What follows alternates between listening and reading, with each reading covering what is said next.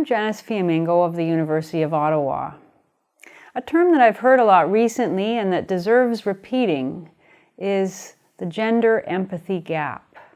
This is the striking and disturbing indifference of our culture toward the suffering of men and boys, in stark contrast to our evident concern for the suffering of girls and women. Recently, the term came to my attention through an excellent article by Glenn Poole, author of the book Equality for Men, which I highly recommend. In the article, Poole talks about the manner in which mainstream news sources ignore harms to men and boys, even when reporting on specific incidents or statistics in which their suffering would seem unavoidable. He points out that, for example, when a large number of men are killed, the media report on people killed. The sex of the victims becomes invisible. When women or girls are killed, in contrast, they are rarely, if ever, referred to as people.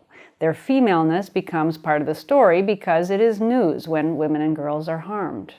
It's not news when men and boys are killed or injured.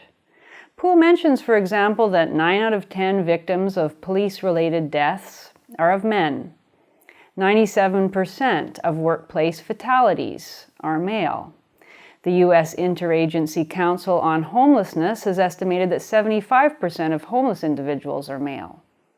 Men are 4 to 5 times more likely than women to commit suicide.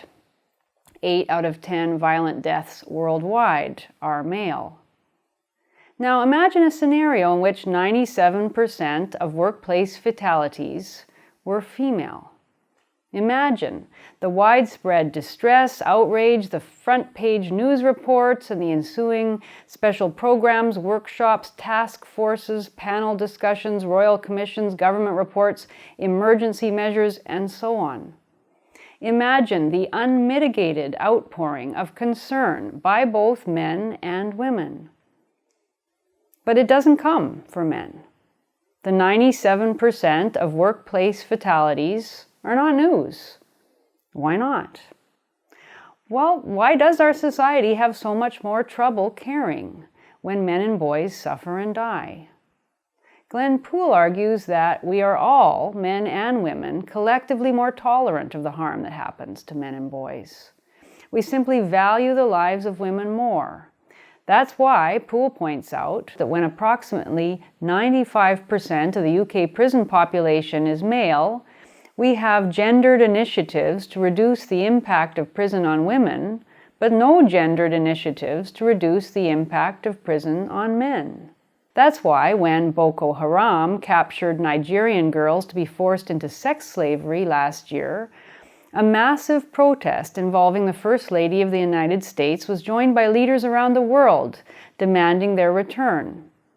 Boys are routinely captured by Boko Haram to be used as child soldiers, abused and enslaved, and there's no similar outcry. What's more, boys and men are routinely slaughtered by Boko Haram, and it's barely news. Why this dearth of social concern? Partly it is the result of 50 years of feminist advocacy stressing male evil and women's innocent victimization. We're so used to thinking of women as the ones who suffer and men as the ones who cause the suffering that we can't really see male suffering. Feminism has always been about man's inhumanity to woman, and as a result, feminists and the rest of us don't recognize the full humanity of men. But feminism didn't create this asymmetrical concern out of nothing. It was already there in the DNA of our culture. Women and children first.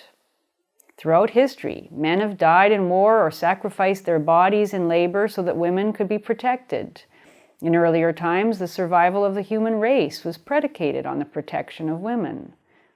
And this was the genius of feminism, that it took an already existing concern for women and exploited it to women's advantage, all the while pretending that feminism opposed everything traditional society had meant for women.